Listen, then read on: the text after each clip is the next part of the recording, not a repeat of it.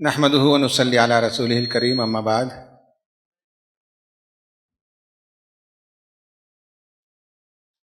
محترم رضی الاسلام ندوی صاحب، سیکریٹری جماعت اسلامی ہند،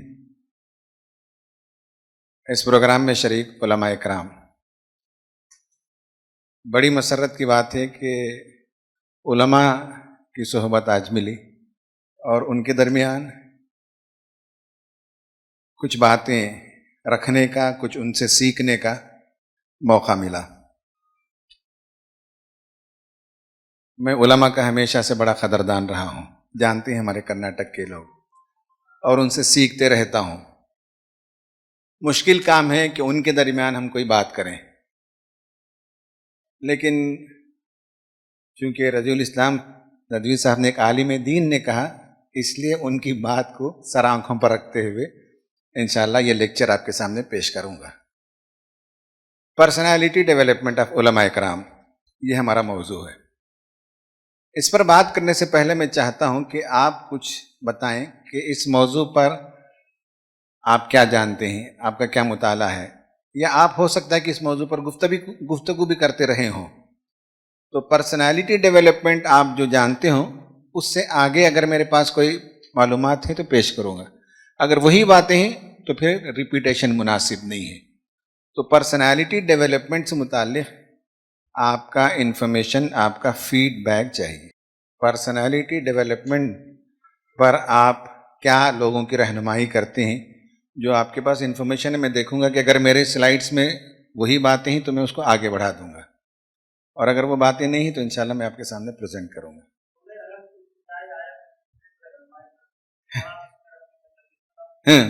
جی جی ٹھیک ہے، وہ کیا کہتی ہے؟ اس سے کیا رہنمائی ملتی ہے پرسنالٹی ڈیولپمنٹ؟ پہلے تو انسان کو یہ جاننا چاہیے کہ اس کا خالق، اس کا رب کون ہے، اور پھر اس سلسلے میں انسان خود اپنی پیدائش پر غور کرے کہ اللہ نے اس کو کیسے پیدا کیا، کس لیے پیدا کیا، اور پھر علم کے سلسلے میں قلم کا تذکرہ کیا گیا۔ تو قلم کا علم وہ صرف وہی کا علم ہے، باقی جو علوم ہیں۔ اور کوئی بات؟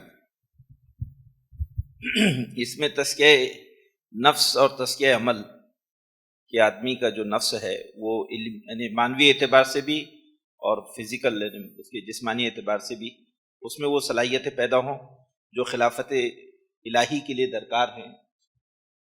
خلافت الہی کے لیے درکار صفات کو پیدا کرنا، اور تزکیہ علم و تزکیہ عمل، کل ملا کر تزکیہ نفس کو انہوں نے پرسنالٹی ڈیولپمنٹ سے موسوم کیا ہے۔ بہت صحیح ہے، بہت اچھا ڈیفینیشن ہے۔ اور کوئی بات یوسف صاحب آپ بتائیے، آپ سینئر لوگوں کے۔ پرسنالٹی ڈیولپمنٹ سے میں یہ سمجھتا ہوں کہ ایک آدمی کے اندر دو طرح کی، ایک صالحیت اور صلاحیت دونوں ہونا چاہیے۔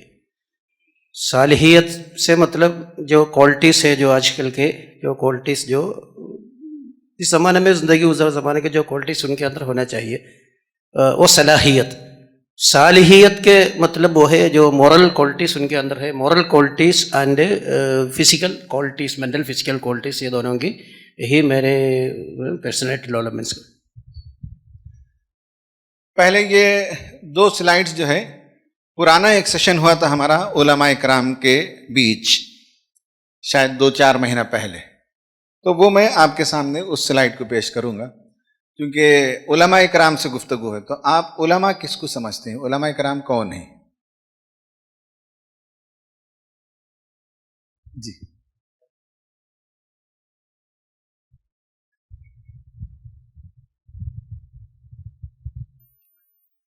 علماء، قرآن نے بھی اس کو استعمال کیا ہے، اور رسول اللہ صلی اللہ علیہ وسلم نے بھی اس لفظ کو استعمال کیا ہے، اور بالکل آسان زبان میں یہ بولیں تو ایک جمع کا صیغہ ہے عالم کے۔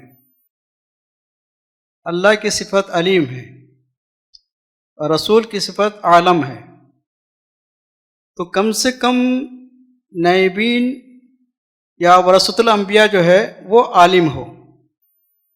تو دنیا میں جن سب چیزوں کی ضرورت ایک انسان کو زندہ رہنے کے لیے ضروری ہے ان سب چیزوں کا علم کسی نہ کسی حد تک. ایک علم یہ ہے کہ وہ اپنے خالق کو پہچانے، اپنے خالق کے احکامات کو جانے اور اپنے خالق کے مرضی کے مطابق خود چلے اور دوسروں کو چلائے. تو آج کے علماء کے پرسنالٹی میں ایک بہت بڑی بات جو ہوگی وہ یہ کہ وہ خود چل سکتا ہے اس پر کہ نہیں، دوسروں کو اس پر چلا سکتا ہے کہ نہیں، اس لائق اس نے اپنے آپ کو بنایا کہ نہیں.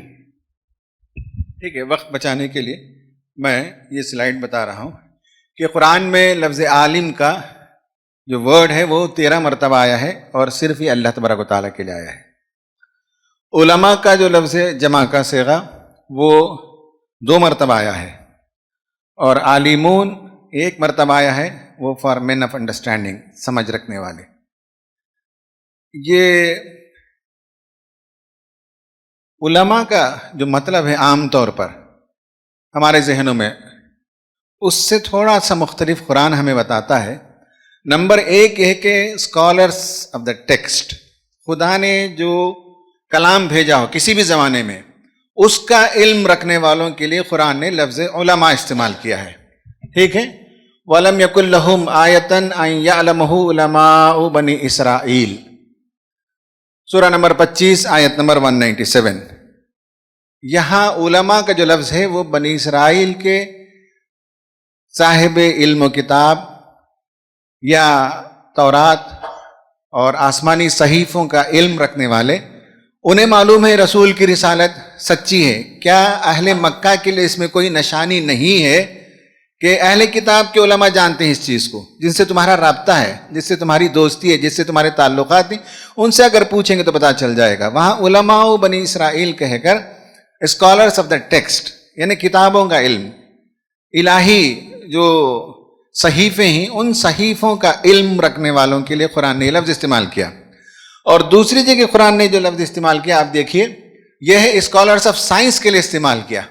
اب آپ دیکھیے الم تر ان اللہ انزل من السماء ماء، یہ جو پورا میٹیرولوجی کہتے ہیں، موسمیات کا علم، ہواؤں کا چلنا، ایسٹرلی وینڈز ویسٹرلی وینڈز، انڈیا میں ہو تو کیرلا میں جو بارش ہوتی ہے وہ نارتھ ویسٹ مانسون ہے جو جون جولائی میں ہوتی ہے، اور مدراس میں اور کلکتہ میں جو ہوتی ہے وہ نارتھ ایسٹ کا ہے، وہ ساؤتھ ویسٹ ہے، نارتھ ایسٹ یہ نومبر دسمبر میں. تو بادلوں کا آنا، بارش کا برسنا، کب کتنی بارش ہوگی، ان سب کا علم رکھنے والے. فَأَخْرَجْنَا بِهِ ثَمَرَاتٍ مُخْتَلِفًا أَلْوَانُهَا، یہ سب بوٹانی کا علم، بوٹانی جسے کہتے ہیں وہ ہے علم نباتات. علم نباتات میں بہت بڑا علم آج کے زمانے میں یہ ہے کہ اللہ تعالیٰ نے ایک بیج پیدا کر دیا، اسی کو ملٹیپلائی کر کے ہم کروڑوں کروڑوں ٹنس جو ہے فوڈ پروڈکٹس تیار کرتے ہیں. پھر اس میں انسان مینیپولیٹ کرتا ہے، چاول کی کوالٹی کو بہتر بناتا ہے، مرغی کی کوالٹی کو بہتر بناتا ہے، بکروں کی کوالٹی کو بہتر بناتا ہے. یہ سب سائنس اینڈ ٹیکنالوجی ہے. پھر اس کے بعد وَمِنَ الْجِبَالِ جُدَدٌ بِيضٌ وَحُمَرٌ مُخْتَلِفٌ أَلْوَانُهَا وَغَرَابِيبُ سُودٌ، پہاڑوں میں سفید دھاریاں اور لال دھاریاں اور کالے دھاریاں، یعنی یہ گرانائٹ اور ماربل کے جو پتھر ہوتے ہیں ان میں 3 قسم کے پتھر ہوتے ہیں. یہ جیولوجی کا علم ہے. ایک ہوتا ہے سیڈیمنٹری راک، ایک ہوتا ہے اگنیس راک، ایک ہوتا ہے میٹامارفک راک. اس کے حساب سے اس کی دھاریاں ہوتی ہیں، پیچز ہوتے ہیں، ڈیزائنز ہوتے ہیں، ریڈ کلرز کے بھی ہیں، وائٹ کے بھی ہوتے ہیں اور بلیک کے بھی ہوتے ہیں. اور کہا وَمِنَ النَّاسِ، انسانوں میں، وَالدَّوَابِ، اور جانوروں میں، والانعام، یعنی یہ وائلڈ لائف اینیملز اور یہ جو ہے ڈومیسٹیکیٹڈ اینیملز، مختلفاً الوانو کذالک، اسی طرح ان کے بھی الگ الگ رنگ ہیں. تو انسانوں کا علم اینتھروپولوجی کہلاتا ہے، وائلڈ لائف سائنسز اس کو کہتے ہیں.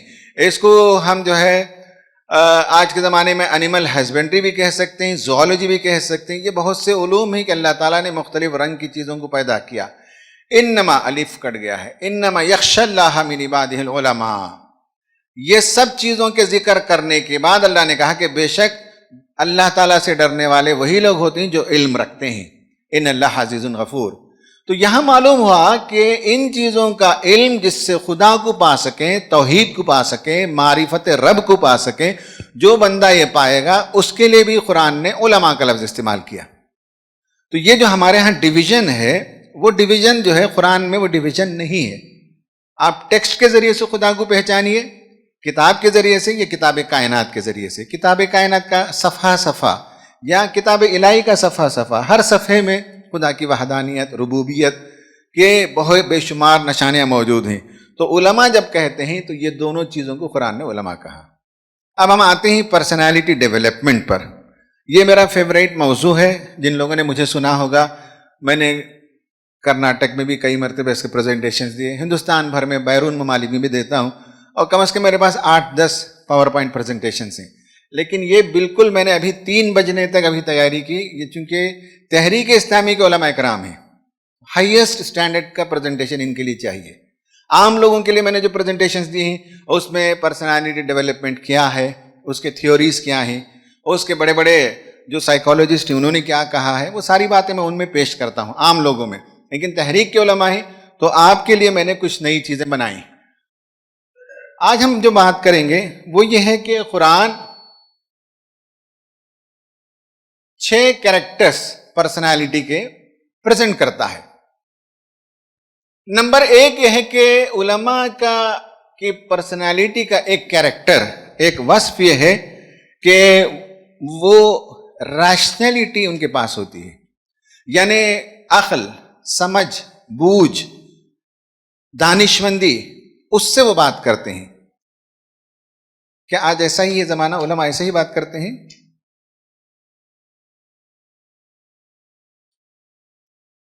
آج عام طور پر علماء جب بات کرتے ہیں تو وہ ریشنلٹی سے بات نہیں کرتے، وہ ایموشنلٹی سے بات کرتے ہیں، جذبات سے بات کرتے ہیں. جذبات سے رہنمائی نہیں کی جا سکتی. اب اس وقت دیکھ لیجئے پورے ہندوستان میں مسلمانوں کی جو صورتحال ہے، 2-4 دنوں میں جو کچھ ہوا ہے، اس کے پس منظر میں دیکھیے کہ ریشنلٹی کو لوگوں نے لپیٹ کر رکھ دیا، اور ایموشنلٹی سے جب چیزوں کو ڈیل کرنے لگتے ہیں، رہنمائی کرنے لگتے ہیں، تو پھر امت کا نقصان ہوتا ہے. ٹھیک ہے، قرآن اس پر تفصیل سے بات کرتا ہے، موقع نہیں ہے. نمبر 2 یہ ہے کہ نالج، پرسنالٹی کا ایک بہت بڑا حصہ وہ ہے رہنمائی کرنے والے تحریکی جو علماء ہیں، ان کے لیے ضروری ہے کہ نالج کی بنیاد پر وہ بات کریں. جتنے ایشوز آتے ہیں ان میں تحریک کے علماء پھر بھی قدر بہتر ہیں کہ نالج کی بنیاد پر بات کرتے ہیں. CAA، تو ہمارے علماء CAA کیا ہوتا ہے، اس سے پہلے سٹیزن شپ ایکٹ کیا تھا، بعد میں امینڈمنٹ کی کیوں ضرورت پڑی، یہ وہ ساری چیزیں نالج کی بنیاد پر بات کرتے ہیں. باقی لوگ تو واٹس ایپ میں 2-4 منٹ کا کلپ سنتے ہیں، اسی کو دہراتے رہتے ہیں. صحیح ہے. ابھی جو ناموس رسالت کا مسئلہ آیا تو عام لوگ تو جذبات میں بات کرتے ہیں، لیکن ہماری جتنے تحریک علماء ہیں لازماً انہوں نے نوپور شرما کو سنا ہوگا، سنے بغیر وہ بات نہیں کریں گے. لازماً انہوں نے جنڈال کے ٹویٹر کے میسیجز کو پڑھا ہوگا، پھر اس کے بعد وہ بات کریں گے. تو تحریک عالم میں ایک عام آدمی میں فرق یہ ہے کہ اس کی ہر بات نالج بیسڈ ہوتی ہے. نالج کی بنیاد پر اگر بات کرتے ہیں تو آپ رہنمائی کر سکتے ہیں. نالج کے بغیر سنا سنی بات کرتے ہیں تو آپ عام لوگوں سے کے بالمقابل اونچی شخصیت نہیں ہوتی.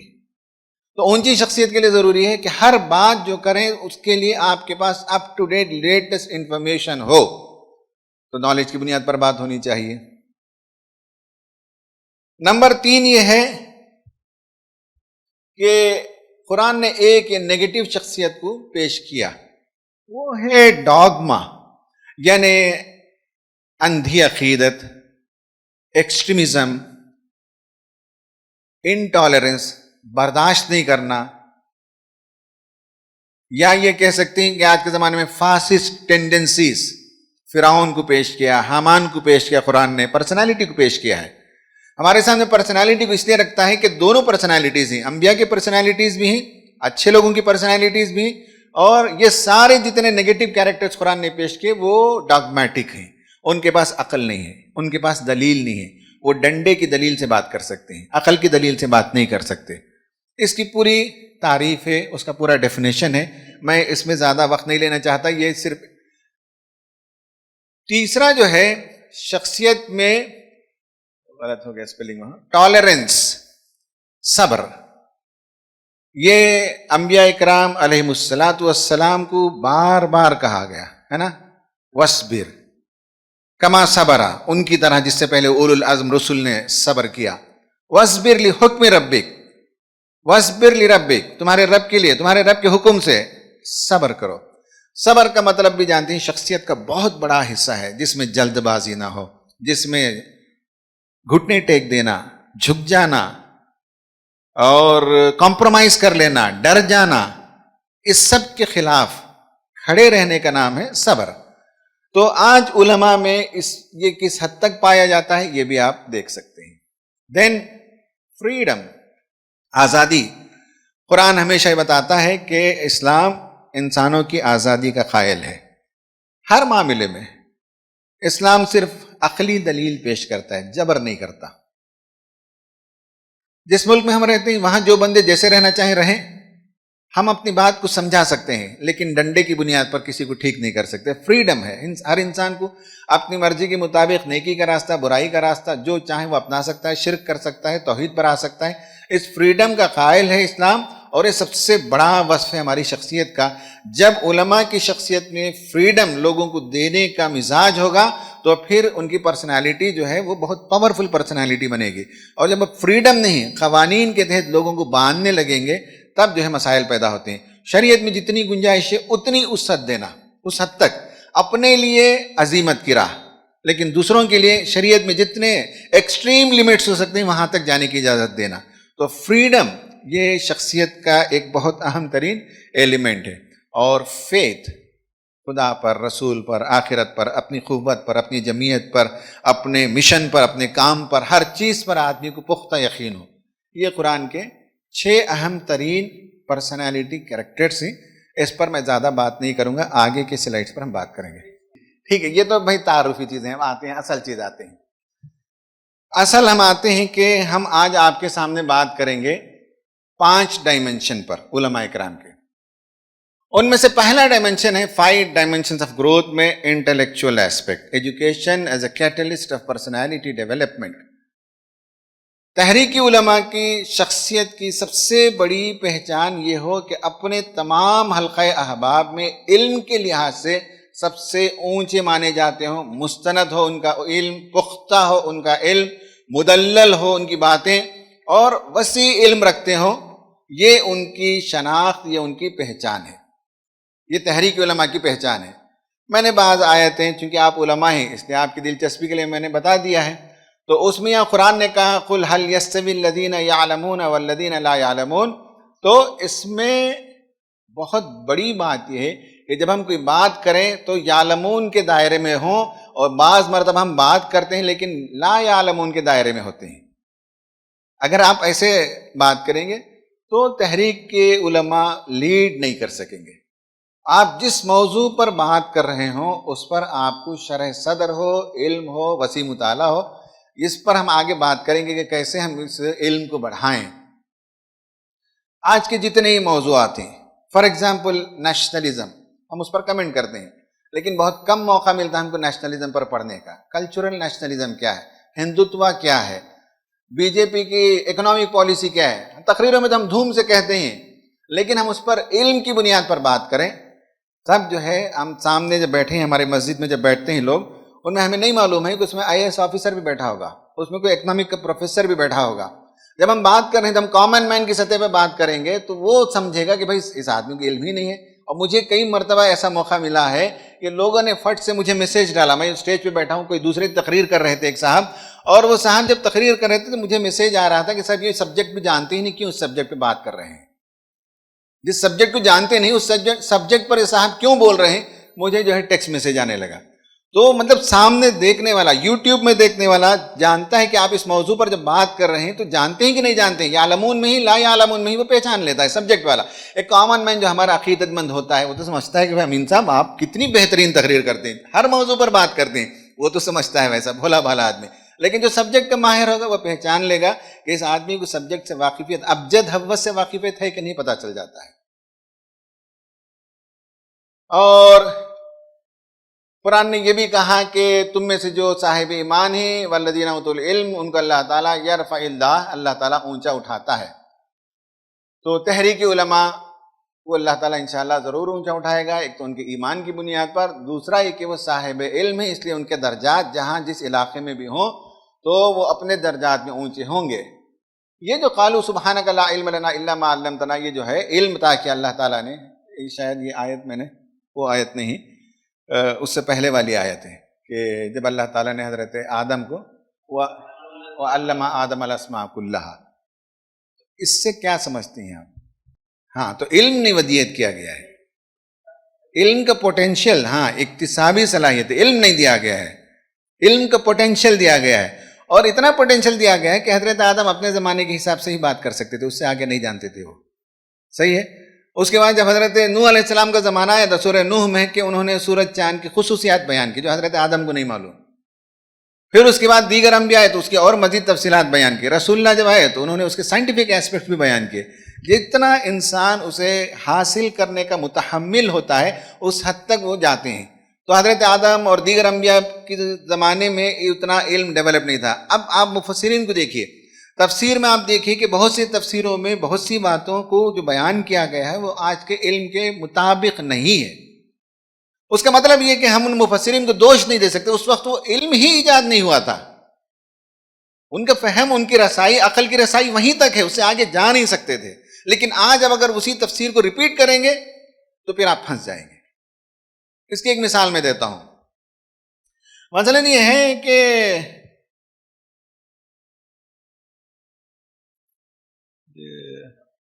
نہیں الخ ہے نا،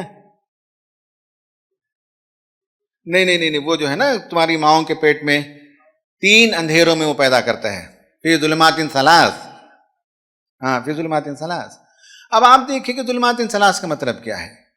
جو مفسرین نے بیان کیا وہی آپ ریپیٹ نہیں کر سکتے، کیونکہ اس وقت جب انہوں نے بیان کیا تو ظلمات ثلاث جو ہے ڈیفائن نہیں ہوا تھا. تب اس وقت جو ہے یہ مائکروسکوپ ایجاد نہیں ہوا تھا جس کے ذریعے سے انسان کے نطفے کو دیکھا جا سکے. یہ تو ایجاد ہوا 100 سال پہلے. اس وقت گائناکالوجی کا علم ڈیولپ نہیں تھا جب ہمارے علماء نے لکھا. تو جب آپ بات کریں گے تو یہ اللہ تعالیٰ نے علم کی جو صلاحیت دی، اس صلاحیت آج کے زمانے کے حساب سے ہوں تو آپ تحریک میں رہنمائی کر سکیں گے. تو اب یہ ہے کہ فی ظلمات ثلاث وہ معنی ہی نہیں جو عام لوگوں نے لکھا کہ 3 اندھیرے پردوں میں. 3 اندھیرے پردے لوگ عام طور پر کہتے ہیں پیٹ ایک پردہ ہے، پھر اس کے بعد وہ یوٹیرس ہے، اس کے اندر پلاسنٹا ہے، تو وہ 3 اندھیرے لوگ بیان کرتے ہیں. حالانکہ ایسا نہیں ہے. اب یہ سائنس بتاتی ہے کہ پہلا مرد کا مادہ منویہ اور عورت کا بیضہ دونوں فیلوپین ٹیوب 5 سے 6 انچ کی ایک نلی ہوتی ہے یہاں، وہ ایک گہرے ٹنل کے برابر ہے. اور بچہ جو ہوتا ہے وہ مائکرانس میں ہوتا ہے، آپ دیکھ ہی نہیں سکتے، مائکروسکوپ میں بھی دیکھنا مشکل ہے. اس بچے کے لحاظ سے وہ کئی کلومیٹر لمبا ٹنل ہے. تو پہلی پرورش ٹنل کے اندھیرے میں ہوتی ہے اور یہاں 7-8 دن رہتا ہے.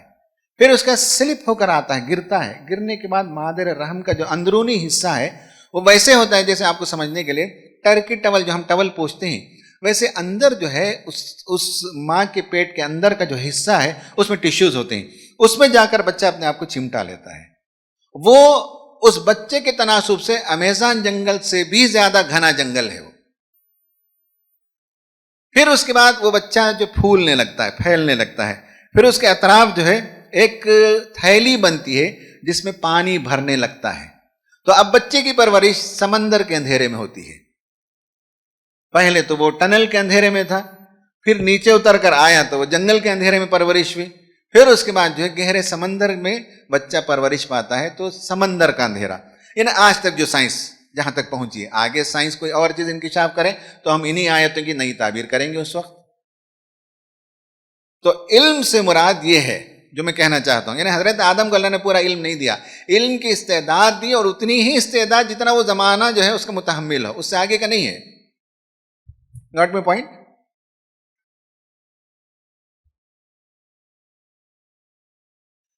اب تحریک علماء کو چاہیے کہ مطالعے کے بغیر علم میں ترقی نہیں کر سکتے. علم کا ایک ذریعہ مطالعہ ہے، علم کا ایک ذریعہ مشاہدہ ہے، علم کا ایک ذریعہ مباحثہ ہے. ڈیبیٹ کرتے ہیں، ڈیلیبریشن کرتے ہیں. چیزوں کو دیکھتے ہیں, سماج کو دیکھتے ہیں, کائنات کو دیکھتے ہیں, جانوروں کو دیکھتے ہیں, چرندوں پرندوں کو دیکھتے ہیں, تو مشاہدے سے بھی علم بڑھتا ہے.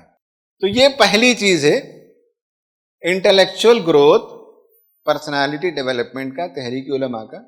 اور انٹلیکچوئل گروتھ میں نے آپ کو بتایا کہ علم اور علم کے استعداد حضرت آدم کو اللہ نے دی, اور ہر زمانے کے لحاظ سے اس علم کو بڑھاتے رہنا چاہیے. تو تحریک علماء کے لیے بالکل خصوص ضروری ہے کہ صرف پرانی کتابوں پر, پرانی باتوں پر انحصار نہیں کر سکتے. جہاں تک قوانین ہیں, شریعت کی باتیں, آپ پیچھے سے پیچھے جا سکتے ہیں, لیکن جہاں تک زمانے کی رہنمائی کرنے کی باتیں, اسے آپ کو آگے کا, آج کا علم حاصل کرنا ضروری ہوگا. اسے پرانی کتابوں میں آپ دیکھ نہیں سکتے. فقہی مسئلہ ہے, آپ پرانی کتابوں میں دیکھ سکتے ہیں, لیکن آج کی رہنمائی سیاست میں, معیشت میں, حالات میں, ایموشنز میں, نوجوانوں کے مسائل میں, شادی بیاہ کے مسائل میں, جو قوانین آج پائے جاتے ہیں, جو سائنسی ایجادات آج پائی جاتی ہیں, جو علوم ہیں, اس تک آپ کی واقفیت نہ ہو تو صحیح معنوں میں رہنما نہیں بن سکتے, اس میں پیچھے نہیں جا سکتے آپ. پرانی کتابوں سے استفادہ بہت زیادہ مفید نہیں ہوگا, بلکہ آگے کی چیزوں کو جاننا ضروری ہے. اس کے لیے جو مطالعہ کرنا پڑے گا, ان میں سے نمبر 1 یہ ہے کہ کانسیپٹس کا مطالعہ. ابھی جیسے بات ہوئی, جب ہم نیشنلزم کہتے ہیں, ہے نا, تو کیا چیز ہے, کن معنوں میں استعمال ہوتا ہے, اور کلچرل نیشنلزم کیا ہے, ریلیجیس نیشنلزم کیا ہے, اور یورپ کا نیشنلزم کیا تھا, انڈیا کا نیشنلزم کیا ہے. کانسیپٹس کلیئر جب تک نہ ہو تب تک ہم بات نہیں کر سکتے. دین ایونٹس, اس کا بھی نالج ہونا چاہیے. اب ایونٹس ہندوستان میں تو روزانہ ایشوز ہوتے رہتے ہیں, اور ان ایونٹس کے بارے میں واقفیت نہیں ہوتی. جیسے کہ پردہ کا ایشو ہے, خود پردے کے موضوع پر مجھے 8-10 کالز ہمارے ہی ارکان کی طرف سے آئے, اور ان میں سے اکثر و بیشتر طنزیہ کالز تھے, خواتین کی بھی کالز تھیں. اور ان کالز میں انہوں نے یہی کہا کہ بھئی جماعت اسلامی کے لیڈرز کیا کر رہے ہیں, سوئے ہوئے ہیں, خاموش ہیں, آپ اپنی جماعت کو بچانا چاہتے, اور جماعت کے اسٹرکچر کو بچانے کے لیے آپ عورتوں کی عزت نیلام پر ہے, کچھ نہیں بول رہے ہیں, کچھ نہیں کر رہے ہیں. جب میں نے ان سے سمپل یہی کہا کہ ایونٹس جب ہو رہے ہوں تو مرکز سے پوچھیں, ٹھیک ہے ضروری ہے, لیکن جس وثوق کے ساتھ کہہ رہے ہیں کہ کچھ نہیں ہو رہا ہے, جماعت اسلامی کچھ نہیں کر رہی ہے, تو پہلے تو آپ کو وہاں اڈوپی کے لوگوں سے بات کرنا چاہیے. اگر وہاں کرتے معلوم ہوتا کہ کچھ نہیں کر رہے ہیں تو پھر شکایت کرنا چاہیے حلقے میں. حلقے سے بھی معلوم کرتے, ان کے ویب سائٹ میں ان کے ہاں چینل پایا جاتا ہے, اس میں اگر جا کر دیکھتے, میں نے کہا بھائی کرناٹک کا مسئلہ ہے, بیلگامی صاحب کی 2-3 تقریریں موجود ہیں, آپ جائیے البلاغ چینل پر, آپ دیکھ سکتے ہیں کیا کیا کیا نہیں کیا. اس کے بعد آپ مرکز سے پوچھ سکتے ہیں. تو ایونٹس کے بارے میں واقفیت ہونا یہ علم کا حصہ ہے, نالج کا حصہ ہے. اس کے بغیر آپ اگر بات کریں گے تو پھر آپ کی بات میں رہنمائی نہیں ملے گی. ابھی یہ جو ہو رہا ہے ایشو, میں نے بتایا نا کہ بھائی نوپور شرما کا ویڈیو, وہ جو اس کا بیان تھا وہ کیا تھا, جنڈال کا ٹویٹ کیا تھا, اس سے واقفیت ہو. پھر اس کے بعد اس پر لوگوں نے کیا لکھا, دا وائر نے کیا لکھا, پرانے لوگوں نے کیا لکھا, گارڈین نے کیا لکھا, ان سب چیزوں سے آپ واقفیت رکھیں گے. تب آپ اگر جمعے کا خطبہ دیں گے, کہیں لکھیں گے, تو آپ جو ہے اپ ٹو ڈیٹ انفارمیشن کے ساتھ بات کریں گے. تو ایونٹس کے بارے میں بھی مطالعہ ہو. اور سبجیکٹس, بہت سے موضوعات, ہر آدمی کا الگ الگ دلچسپی ہے. کسی کو جو ہے شادی بیاہ سے دلچسپی ہے, کسی کو کاؤنسلنگ سے دلچسپی ہے, کسی کو پیرنٹنگ سے دلچسپی ہے, کسی کو روحانیت سے دلچسپی ہے. تو جس سبجیکٹ پر آپ اپنے آپ کو ماہر بنانا چاہتے ہیں, اس سبجیکٹ کا تو مطالعہ بہت گہرا مطالعہ ہونا چاہیے, وائڈر مطالعہ اس سبجیکٹ کا ہونا چاہیے. ہو سکتا ہے کہ ہر عالم دین ہر موضوع پر بات نہیں کر سکتا ہے, لیکن جس سبجیکٹ کو آپ بات کرتے ہیں اس سبجیکٹ پر آپ کو کما حقہ واقفیت ہونی چاہیے. This is what to study اور how to study. How to study میں جو ہے بہت سے میتھڈز ہیں, امیر جماعت اس کے ماہر ہیں, وہ ہمیں بتاتے ہیں کہ کیسے جو ہے اسٹڈی کرنا چاہیے. نمبر 1 ہے کہ فاسٹ ریڈنگ کی عادت پیدا ہو. فاسٹ ریڈنگ یعنی بعض کتابیں ہیں جو آپ ٹہر ٹہر کر پڑھیں گے, جیسے تفسیر پڑھنا ہے, یا سائنس کی کتاب ہے, یا ہماری انجینئرنگ کی کتاب ہے, وہ تو ہم رک رک کر پڑھیں گے. لیکن عام جو مضامین ہم پڑھتے ہیں صبح شام, تو ان میں سے عام مضامین کو فاسٹ ریڈنگ ایک ٹیکنیک ہے, اس سے واقفیت ہو تو آپ کا مطالعہ وسیع ہوگا. اس پر کئی کتابیں ہیں. اس پر میں نے آندھرا پردیش میں وہاں جماعت کے جو ذمہ داران کا اجتماع ہوا تھا, تو میں نے وہاں ایک ورکشاپ کیا, 2 گھنٹے کا ورکشاپ. اس میں نے اصول بتائے کہ کیسے فاسٹ ریڈنگ کی جاتی ہے. ایک کتاب ہم نے کہا کہ تیلگو اور اردو میں ایک ہی کتاب لے لیں, اور سب کو ہم نے دے دیا اس کتاب کو. اور پہلے ہم نے پڑھنے کے لیے کہا, ہر آدمی نے پڑھا, جسٹ پڑھنا ہے آپ کو. تو اس میں پر منٹ 1 منٹ ہونے کے بعد ہم نے بیل بجا دیا. 1 منٹ ہونے کے بعد جہاں تک انہوں نے پڑھا اس کو کاؤنٹ کیا, ورڈز کتنا ورڈز پر मिनट पढ़ते हैं, पर मिनट जो है अराउंड 200 से 250 वर्ड्स पर मिनट, 200 मान के चलें। 200 वर्ड्स अगर कोई पढ़ता है तो एवरेज है, 200 वर्ड्स से कम पढ़ता है तो बिलो एवरेज है, और 200 से ज़्यादा आप 250 वर्ड्स पर मिनट, 300 वर्ड्स पर मिनट पढ़ने लगेंगे तो आप फास्ट रीडर माने जाएंगे। आप लफ्ज़ ब लफ्ज़ पढ़ेंगे तो स्लो रीडर होंगे। आप चंक को पढ़ेंगे, एक जुमला, एक लाइन में 2 जुमले ही, तो 2 जुमले को बस निगाह से उठाना होता है, चंक्स को उठाना पड़ता है। तो अगर 2-2 चंक, 4-4 चंक उठाएंगे तो आप 400 वर्ड्स पर मिनट पढ़ सकते हैं। तो उसकी टेक्निक है, उसका वर्कशॉप करना है, उसे सीखना पड़ेगा। जब आप ये सब करने लगेंगे तो कम वक्त में आप ज़्यादा पढ़ सकते हैं। मैंने बता दिया कि ये कैजुअल रीडिंग की चीज़ों के लिए है। सीरियस रीडिंग के लिए आपको स्लो ही पढ़ना है, कई बार पढ़ना है, रुक कर पढ़ना है, पलट पलट कर पढ़ना है, वो अलग बात है। इंटरैक्टिव रीडिंग, जब आप पढ़ते हो तो आप मुकालिमा कर रहे हैं, आप उससे बहस कर रहे हैं मुसन्निफ से, और उसमें आपके क्वेश्चन मार्क्स, जो लोग हार्ड कापी में पढ़ते हो, सॉफ्ट में पढ़ने वालों के लिए भी हर जगह वहाँ अवेलेबल है, आप हाईलाइट कर सकते हैं, क्वेश्चन लगा सकते हैं, कमेंट्स लगा सकते हैं। जब आप इस तरह से पढ़ने लगते हैं, बहुत से लोग मुझसे पूछते हैं कि किताब पढ़ने का तो हमें याद नहीं है, तो मैं यही पूछता हूँ कि क्या किताब हिफ्स करने के लिए पढ़ते हैं? उसके लिए थोड़ी पढ़ते हैं भाई। माइंड सेट बनाना है, जहन साजी करनी है। आपने डिबेट कर लिया आथर्स के साथ, उसमें से जो चीज़ें आपके और आथर के दरमियान कॉमन ही उसे अक्स कर लिया आपने। जिन चीज़ों में आपका इख्तिलाफ है आपको याद रह गया, फला आथर ने जो बात लिखी है वो इत्मीनान बख्श नहीं है, वो दलील कमज़ोर है, बस आपके जहन में बात याद रह गई, यही काफ़ी है मुताले के लिए। बहुत से लोग पूछते हैं कि साहब याद नहीं है, तो याद करने के लिए किताब नहीं पढ़ते हैं। फिर उसके बाद डिजिटल रीडिंग, आज की दुनिया में ये बहुत ज़रूरी है उलमा इकराम के लिए कि डिजिटल रीडिंग भी करें, डिजिटल सेव करना भी सीखें, क्लाउड्स में भी रखें, आप हार्ड डिस्क में भी रखें, बहुत सी जगह आप रखें चीज़ों को, रिट्रीव करना आता हो। आपने एक मजमून को पढ़ा है लेकिन याद नहीं कि कहाँ रखा है, अगर तलाश करते रहेंगे तो आप नहीं निकाल सकेंगे। आपने मेल में पढ़ा है तो वहाँ आप अलग से फोल्डर्स बना सकते हैं। आप अगर ड्राइव में रखना चाहते हैं, पर्सनल ड्राइव में, तो उसमें कर सकते हैं, गूगल ड्राइव में रख सकते हैं, हार्ड डिस्क में रख सकते हैं। लेकिन मुताला, डिजिटल मुताला बहुत मुफीद होता है। Then social media reading, social media बहुत से आज मीडियम पाए जाते हैं। सब मुताला तो मुमकिन नहीं है, लेकिन कुछ चीज़ों को तो एक बार सोने से पहले देख लेना चाहिए। अब रशिया यूक्रेन वॉर है, सारी चीज़ पढ़ना आपके लिए ज़रूरी नहीं है, लेकिन आप सोने से पहले 15 मिनट भी अगर आप इंस्टाग्राम में आप अगर पहले से आप सब्सक्राइब कर लें तो आप देख लीजिए कि वॉशिंगटन पोस्ट को आपने कर लिया, गार्डियन को आपने कर लिया, कई 10-12 जो पेजेस को आपने कर लिया, तो ऑटोमेटिक आपके सामने आते हैं, आप देख सकते हैं। आपको तफसील चाहिए तो बायो लिंक में जाइए, खोलिए, मजमून पढ़िए, वरना सिर्फ आपके सामने या तो 1 मिनट का जो है रील आ जाता है या कोई बयान आता है, सब देख ले सकते हैं, तो आपकी वाकिफियत हो जाती है। इसी तरह ट्वीट में जाएँ, ट्विटर्स में जाकर देख लें तो फलां ने क्या लिखा है, क्या मौजूद चल रहा है, क्या ट्रेंड चल रहा है, या फेसबुक के आपके फ्रेंड्स हों तो उनके वॉल पेज पे जा सकते हैं, बहुत सी चीज़ों में जाकर देख सकते हैं। लेकिन मुताले के लिए आज के ज़माने में ये बहुत इंपॉर्टेंट है। रिसर्च ओरिएंटेड मुताला, ये उलमा के लिए बहुत ज़रूरी है कि किसी मौजू पर वो माहिर माने जाते हों, उनका कमांड हो उस सब्जेक्ट पर, रिसर्च हो उनका उस सब्जेक्ट पर, और उसूख के साथ वो बात कर सकते हों।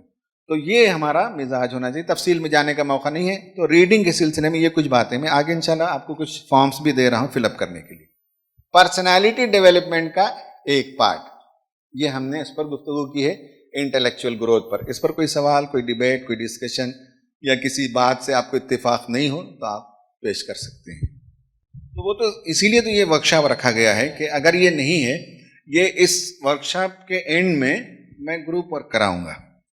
उस ग्रुप वर्क में आपको जो एक्टिविटी होगी, हम जो 5 डायमेंशन पेश कर रहे हैं, ये तो मैं अपनी बातें पेश कर रहा हूँ ना, जो मुझे मालूम है, और जो आपकी ज़रूरत है वो आप तय करेंगे। तो ग्रुप बनाकर आप तय कीजिए कि इन 5 हेड्स में से क्या चीज़ें हैं जो आपको करने की हैं, आप डिस्कस करके बताइए उस वक्त, ठीक है। उनमें से ये भी हो, अगर हो तो फिर ज़रूरत पड़ने पर आप लोकल लेवल पर वर्कशॉप कर ले सकते हैं, शहरी सतह पर कीजिए। जैसे मैंने कहा कि फास्ट रीडिंग की वर्कशॉप है, डिजिटल रीडिंग का वर्कशॉप है, तो ये वर्कशॉप्स आप लोकल लेवल पे कर सकते हैं या स्टेट लेवल पे कर सकते हैं, या कम से कम जो नौजवान आपके बच्चे, आपके बेटे, आपके कोई जानते हैं, तो उनके साथ बैठकर आप तय कर लें, भाई हमें 10 क्लास चाहिए, आपको जब वक्त दे दें 1-1 घंटा हम शाम में पहुंच जाएंगे। कुछ भी मेथड आप निकालिए।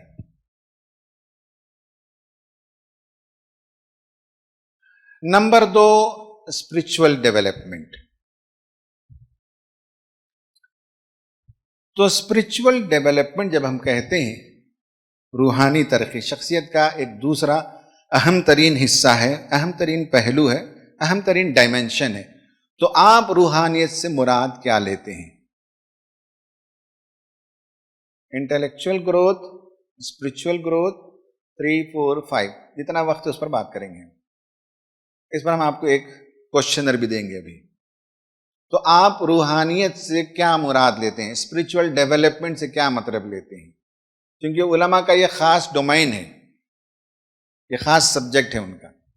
भाई एक सिंपल डेफिनेशन ये है कि spirituality is the technique of learning how to get self control. जरा उर्दू उसका मिक्स हो गया है क्योंकि एकदम अर्जेंट में मैं बना रहा था। Spirituality is the technique of learning how to get self control at the level of thoughts, at the level of emotions, at the level of judgments, at the level of words when you express, at the level of feelings when you express, and at the level of actions. इसको हम तज़किया कहते हैं। यानी एक फ़न है जो इंसान सीखता है। तज़किया एक फ़न है और उसमें इंसान ये फ़न सीखे कि वो अपने ख़यालात को कैसे कंट्रोल करे, वो अपने जज्बात को कैसे कंट्रोल करे, अपने फैसले उसके कैसे बेहतर से बेहतर हों। जब वो बोले तो उसके अल्फाज जब ढलें तो मोती बनकर ढलें। जब जज्बात बरांगेख्ता होने का वक्त हो, इंसान काबू से बाहर होने का वक्त हो, शदीद गुस्से का मौका पैदा हो जाए घर में, मोहल्ले में, तो ऐसे में हम अपने सेंटिमेंट्स को कैसे बाकी रखें और जब हम अमल करें तो उस वक्त हम किस शरह सदर के साथ काम करें। ये फन है, ये स्किल है, ये धीरे धीरे सीखने से आता है। और ये पूरों के लिए ये जो 5-6 आइटम्स हैं उसके लिए अलग अलग लफ्ज़ कुरान ने इस्तेमाल किए हैं। ये हमारे नज़दीक रूहानियत से मुराद है। At the level of thoughts, वहां हमने ये बताया है कि नूर चाहिए, खुदा के नूर से इंसान चीजों को देखने का आदी बने। कुरान में कई जगह लफ्ज नूर इस्तेमाल हुआ है, ठीक है। तो हमारी सोच, हमारी फिक्र में नूर हो।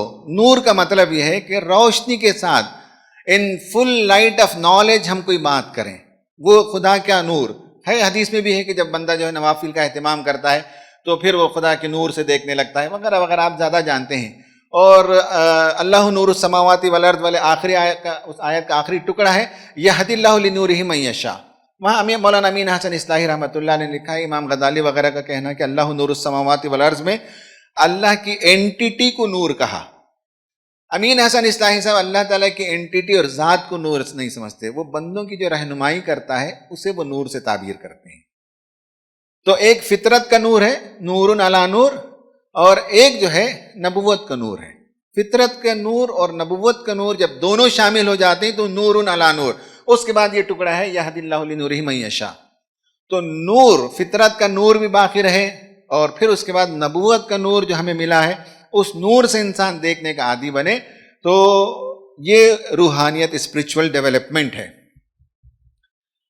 इसमें हम देख सकते हैं कि मौलाना मौदूदी रहमतुल्लाह अलैह को हम 6 जगह भी मिसाल में पेश कर सकते हैं कि जब वो लिखते हैं तो बिल्कुल नूर में लिखते हैं, यानी नूर से चीज़ों को देखते हैं, पूरा नॉलेज के साथ लिखते हैं। कई जगह हम आपको बता सकते हैं कि जहां दीगर मुफस्सिरीन आगे बढ़ नहीं सके, वहां मौलाना मौदूदी रहमतुल्लाह अलैह नॉलेज की बुनियाद पर वो लिखते हैं। मिसाल के तौर पर जो जदीद साइंटिफिक इन्वेंशंस हैं, जो साइंसी मालूमात हैं, जो आर्कियोलॉजी के इंफॉर्मेशन हैं, मौलाना मौदूदी उन आयतों की ताबीर करते हुए उन चीज़ों को सामने रखते हैं। फॉर एग्जाम्पल, बहुत शानदार तौर पर मौलाना मौदूदी ने वहाँ लिखा है जहाँ हज़रत दाऊद अलैहिस्सलाम का जिक्र है और लोहा उनके हाथ में मोम हो जाता है। तफसीरों में है कि साहब वो मोजिज़ा है, इसलिए कि उनका इल्म वहाँ तक नहीं गया, लोगों ने वहाँ नहीं पढ़ा। मौलाना मौदूदी आर्कियोलॉजी का इल्म उस ज़माने में, आज तो हम नेट में पढ़ते हैं, उस ज़माने में उनके पास मालूमात थी कि भाई वो जो आर्कियोलॉजिकल एक्सकवेशंस हुए हैं उनमें हज़रत दाऊद अलैहिस्सलाम के ज़माने के फर्नेसेस पाए गए। फिर उसके बाद ब्रॉन्ज एज क्या था और आयरन एज कैसे हुआ, उस पर बहुत शानदार लिखा है मौलाना मौदूदी ने یہ اصل میں ہے لیٹسٹ جو انفارمیشن ہے اور خدائی نور کے ساتھ واقفیت کے ساتھ جو لکھا جاتا ہے. تو ایسے کئی جگہ ہم بتا سکتے ہیں. اس کے بعد دوسرا ہے ایموشنز. آپ کا تجربہ ہوگا کہ آپ کے گھر میں آپ کا بچہ اگر کوئی بلنڈر کر دے تو کیا کرتے ہیں آپ؟ اچھا بتائیے، آپ لوگ بتائیے کیا کرتے ہیں اگر سچویشن ایسا ہو جہاں جذبات جو ہے مجروح ہوتے ہوں، جہاں شدید نقصان ہو. جی حضرت. سامنے تو ایسے مواقع آئے ہیں، سوائے صبر کے اور کچھ نہیں کرتے ہیں اس وقت. یعنی ہے کہ بچے سے کچھ اس کے نیگیٹو بولتے بھی نہیں ہیں. نہیں، بچے سے بولتے ہیں لیکن جو نقصان اس کے ذریعے سے ہوا ہے تو تم نے یہ نقصان کر دیا ہو ایسا نہیں بولتے ہیں، بلکہ اپنے طور پر برداشت کر لیتے ہیں. ہاں، اور کوئی؟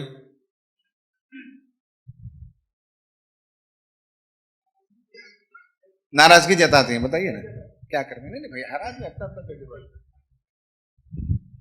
ناراضگی جتاتے ہیں اپنی باتوں کے ذریعے بھی، ضرورت پڑے تو تھوڑا اشارے کے ذریعے بھی، ضرورت پڑے تو ذرا ہاتھا پائی بھی ہوتی ہے. ہاتھا پائی کا مطلب ہے انہیں بھی آپ کو مارنا، آپ بھی اسے مارنا، تب ہاتھا پائی ہے. میرے گھر میں بے شمار مثالیں ہیں ایسے. بھائی مولانا مودودی رحمت اللہ علیہ کا دیکھیے کہ ایموشنز ہے نا یہ الگ الگ ہوتے ہیں. نہیں، یعنی کہنے کا مطلب یہ ہے جہاں نیچرل طریقے سے، جس کے پاس روحانیت نہیں ہوگی، وہاں نیچرلی اس طرح کے حالات میں جب شدید ہو جائیں، سخت ہو جائیں، جذبات مجروح ہو جائیں، یا جو ہے جان کے لالے پڑ جائیں، اس طرح کے اس میں انسان جو ہے وہ کچھ نہ کچھ حرکت کر جاتا ہے.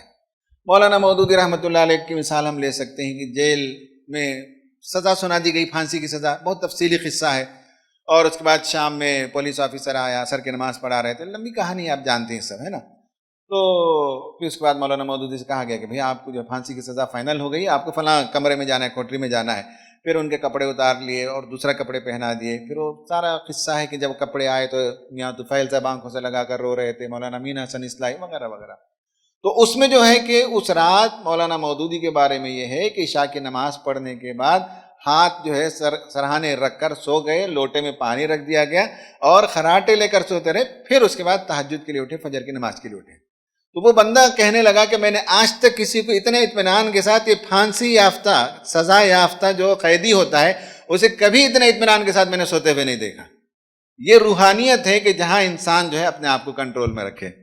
اسی طرح سے ججمنٹس، جب آپ فیصلے لیتے ہیں تو فرقان ہونا چاہیے. وَيَجْعَلْ لَكُمْ فُرْقَانًا، یہ بھی روحانیت ہے کہ آپ فیصلے جب لیں تو آپ کے پاس ججمنٹ کی صلاحیت ہو، رائٹ اینڈ رانگ آپ جانتے ہوں، صحیح اور غلط جانتے ہوں. میں اس کی عام مثال دیتا ہوں. مولانا مودودی رحمۃ اللہ علیہ کے رسائل و مسائل کو آپ پڑھیں گے تو آپ کو معلوم ہوگا کہ ہمیشہ جب وہ لکھتے تھے فرقان انہیں اللہ تعالیٰ نے عطا کیا تھا. سوالات کے جوابات دیکھیے آپ کس طرح سے وہ دیتے تھے، پرکھ سکتے تھے کہ کیا چیز جو ہے وہ صحیح ہے، کیا غلط ہے. تفہیمات میں لکھا ہے مولانا مودودی نے کہ رسول صلی اللہ علیہ وسلم کا آدمی جتنا پڑھے گا، جتنا قریب ہوگا، اس کے بعد اس کے اندر ایک مزاج پیدا ہو جائے گا جس سے وہ ججمنٹ کر سکے کہ یہ واقعہ اگر رسول اللہ کے پاس آتا، یہ مسئلہ رسول اللہ کے پاس آتا تو رسول اللہ کیا جواب دیتے تھے. وہ انسان کو کہہ سکتا ہے، وہ مزاج اپنے اندر پیدا کرنا ہوتا ہے. اور کئی مثالیں ہم دے سکتے ہیں کہ اس زمانے کے علماء وہاں ٹھٹر کر رہ گئے، اٹک کر رہ گئے، آگے نہیں بڑھ سکے. مولانا مودودی نے ان سب چیزوں کے سلسلے میں رہنمائی کی ہے.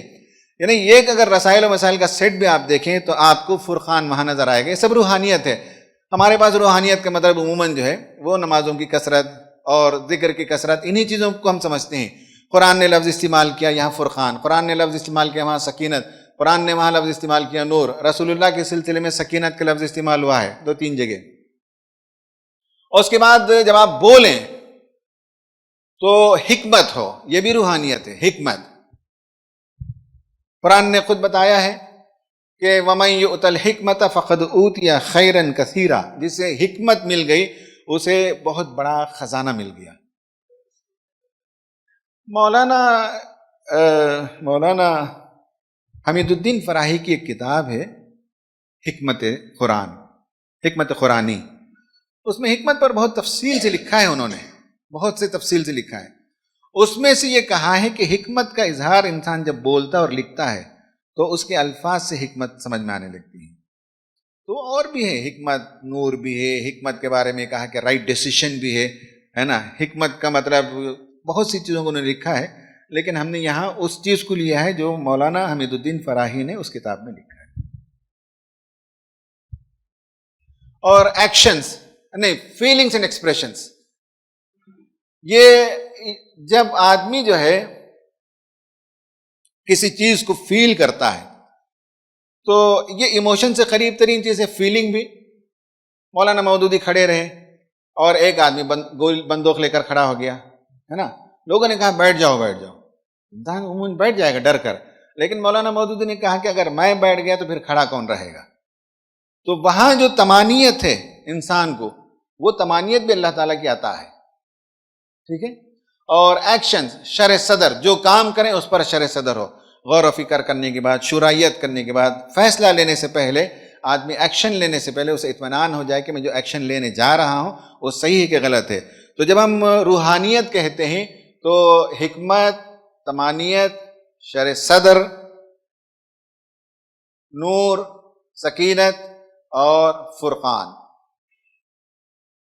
یہ ہم اس سے معنی لیتے ہیں. اب آپ کو ایک کوشچنر دیا جا رہا ہے جی بھائی، ریٹنگ اسکیل، یعنی اپنے آپ کو نمبر دینا ہے. یہ مجھے واپس نہیں کرنا ہے، ہمارا کوئی کوشچنر ہمیں واپس نہیں لوٹانا ہے. آپ کو رکھنا ہے، آپ اپنا تجزیہ کریں گے. آپ ہر جملہ پڑھیے، سینٹنس پڑھیے. یہ اسٹیٹمنٹس ہیں، اس کو کوشچنر جو کہا جاتا ہے وہ مس نامر ہے. حالانکہ ٹیکنیکلی بھی لوگ کوشچنر لکھتے ہیں، کوشچنر نہیں ہوتا ہے، اس کو انوینٹری کہتے ہیں، سوال نامہ کہتے ہیں. سوال نہیں ہے اس میں، سینٹنسز ہیں. وہ سینٹنس پڑھنے کے بعد آپ دیکھیں یہ آپ پر کتنا اپلائی ہوتا ہے، اور 5 نمبر آپ دے سکتے ہیں. اگر اس میں آپ نے دیکھا کہ صاحب آپ اس جملے سے بالکل ایگری نہیں کرتے تو 1 دیں گے آپ، اور آپ کا ڈس ایگریمنٹ ہے لیکن کم ہے تو 2 دیں گے، اور کبھی ایسا کرتے ہیں کبھی ویسا کرتے ہیں تو 3 دیں گے، اور ایگری کرتے ہیں تو 4، کمپلیٹ ایگری کرتے ہیں، پوری زندگی آپ کی سینٹنس کے مطابق ہے تو 5. کہ میں عدل کے مطابق فیصلہ کرتا ہوں، بالکل ایسا نہیں کرتا تو آپ 1 دیں گے، اور عدل کے مطابق فیصلہ نہیں کرتا، میرا معمول ہے 1-2 بار میں نے کر دیا ایسا تو 2 دیں گے. 1-2 بار آپ نے ایسا کیا، کبھی ایسا کرتا ہوں کبھی ویسا کرتا ہوں تو 3 دیں گے. اس سینٹنس سے مجھے ایگریمنٹ ہے، میں عدل کے مطابق فیصلہ کرتا ہوں. 2-4 مرتبہ تو ایسا نہیں کیا بچوں کے درمیان تو 4 دیں گے. ہمیشہ عدل کے مطابق فیصلہ کرتے ہیں تو 5 دیں گے. فرق ہے 2 میں اور 4 میں. فرق یہ ہے کہ کمپلیٹ ڈس ایگریمنٹ میں تھوڑا سا پازیٹیو ہے، یہاں کمپلیٹ ایگریمنٹ میں 2-3 مرتبہ آپ نگیٹو کر لیتے ہیں. تو 4 اور 2 میں فرق ہے. انسان تھے تو میدان جنگ میں بھی آپ اپنے آپ کو قابو میں رکھتے تھے، اور جس زمانے میں ہجرت کر رہے تھے اس وقت دنیاوی اعتبار سے نہ کوئی آپ کا سہارا تھا، نہ کوئی سپورٹ تھا. آپ کے سر پر 100 سرخ اونٹ انعام میں لگائے گئے تھے، کوئی پشت پناہی نہیں تھی. مدینہ 465 کلومیٹر دور، پیچھے دشمن، یعنی دنیاوی اعتبار سے تو بالکل جو ہے ایسی صورتحال تھی آپ صلی اللہ علیہ وسلم کی جہاں انسان جو ہے گھبرا جائے، پریشان ہو جائے. تو ایسے میں بھی کمپوز رہے، کول رہے. ایموشنل اسٹیبلٹی کیسے پیدا کرتے ہیں یہ ایک موضوع ہے اپنے آپ میں، موقع نہیں ہے اس پر الگ سے بات کریں گے. تو میں چاہتا ہوں کہ آپ اپنے ایموشنز کو ٹیسٹ کیجئے. یہ ٹیسٹ کا نام ہے، اس میں تھوڑا سا مسٹیک ہو گیا، DASS DASS 21 ٹیسٹ. یہ ٹیسٹ یہ ہم آپ کو دے رہے ہیں. تو اب آپ اپنا ایموشنز، اپنے جذبات کیسے ہیں اس کو اسٹڈی کر کے دیکھیے. اس میں اکثر کچھ لوگوں نے ان کا جو فوکس ہے وہ آؤٹ سائڈ رکھا. آؤٹ سائڈ مت رکھیے. پرسنالٹی ڈیولپمنٹ کا فوکس ان سائڈ ہے، مجھے کیا کرنا ہے، مجھے کیا بننا ہے. وہ جو دوسرے مقررین آئیں گے جن کے ٹاپکس ہوں گے وہ آپ کو بتائیں گے بیرون کی دنیا میں کیسے کام کرنا ہے. ہمارا موضوع تو صرف یہ کہ اندرون میں ہم کیسے بنے. تو میرا خیال ہے کہ اس پر گفتگو ختم کرتے ہیں. پرسنالٹی ڈیولپمنٹ ایک بہت بڑا موضوع ہے اور اس پر مطالعہ کرنے کی ضرورت ہے. اصل میں اس پر بہت سی کتابیں، ٹیکنیکل کتابیں اویلیبل ہیں. مجھے نہیں معلوم کہ آپ ان میں سے کن کتابوں کا مطالعہ کیے ہوئے ہیں. علماء کرام کے لیے بھی ہیں اور علماء کا تذکرہ کیے بغیر بھی خود پرسنالٹی ڈیولپمنٹ اسلام کی روشنی میں، قرآن کی روشنی میں، قرآن و سنت میں کیسی شخصیت سازی ہوتی ہے، اس پر بہت سی کتابیں اویلیبل ہیں. اردو میں بھی ہیں، انگریزی میں بھی ہیں. تو ان میں سے کچھ کتابوں کو آپ حاصل کیجئے اور پڑھ کر دیکھیے کہ شخصیت کیسے بنتی ہے، ذہن و فکر کیسے بنتا ہے، برین کیمسٹری کیا ہوتی ہے، ایموشنز کیسے پیدا ہوتے ہیں، ایموشنز کو کیسے کنٹرول کیا جاتا ہے، جذبات کو کیسے ڈھالا جاتا ہے. یہ وہ تمام امور ہیں جس کے لیے ضروری ہے کہ آپ پڑھیں. اور پڑھنے میں میرا یہ کہنا ہے، میں نے بتایا بھی، کہ جو اس فیلڈ کے لوگ لکھیں گے اس کو دیکھیے. اس کے علاوہ جنرل کتابیں اویلیبل ہیں، تفسیر میں بھی بعض باتیں مل جائیں گی آپ کو، حدیث کی شرح میں بھی بہت سی باتیں ملیں گی، بہت قیمتی باتیں ملیں گی. لیکن اس کے علاوہ جدید زبان میں، جدید سائنس میں، جدید جو ریسرچ ہوئے ہیں اس کی روشنی میں جو کتابیں لکھی گئی ہیں شخصیت سازی کے حوالے سے، intellectual growth, spirituality, spiritual development, religiousness کہتے ہیں، یعنی آدمی مذہب کے لیے کام کرتا ہے. کبھی کبھی ایسا ہوتا ہے کہ اس کا مذہبی انڈیکس نکالا جائے، انڈیکس نکالتے ہیں نا تو وہ بہت کم نکلے گا. کام تو مذہب کا کر رہا ہے. بہت سے لوگ دنیا میں دیکھتے ہوں گے اور مذاہب کے لیے کام کرتے ہیں لیکن مذہبیت نہیں ہوتی ان کے پاس. ریلیجن کے لیے کام کرتے ہیں لیکن ریلیجیوسٹی نہیں ہوتی، مذہبیت نہیں ہوتی، روحانیت نہیں ہوتی ہے. تو اس لیے جو ان سب امور کو سیکھنے کی ضرورت ہے، اسے باقاعدہ علمی کتابوں کا مطالعہ کرنا چاہیے. آپ پوچھیں مولانا رجع الاسلام ندوی صاحب اور دیگر جو دوست احباب ہیں، وہ آپ کے لیے رہنمائی کریں گے، ان کتابوں کی نشاندہی کریں گے. جو کتابیں ملتی ہیں آن لائن بھی ملتی ہیں اور ہارڈ کاپیز بھی ملتی ہیں. ان کتابوں انگریزی میں بھی ہے، عربی میں بھی ہے، بہت بے شمار کتابیں، اور اردو میں بھی اویلیبل ہیں. ان کتابوں میں سے 1 2 4 کو لیجئے اور منصوبہ بنائیے کہ کم از کم اس سال ایک کتاب کا تو مطالعہ کریں گے، جس کے نتیجے میں خود آپ کی شخصیت کے اندر ایک خوشگوار تبدیلی آئے. اللہ تعالیٰ سے دعا ہے کہ اللہ تعالیٰ ہم سب کو اپنی شخصیتوں کو بہتر سے بہتر بنانے کی توفیق عطا فرمائے. آمین. وآخر دعوانا ان الحمدللہ رب العالمین.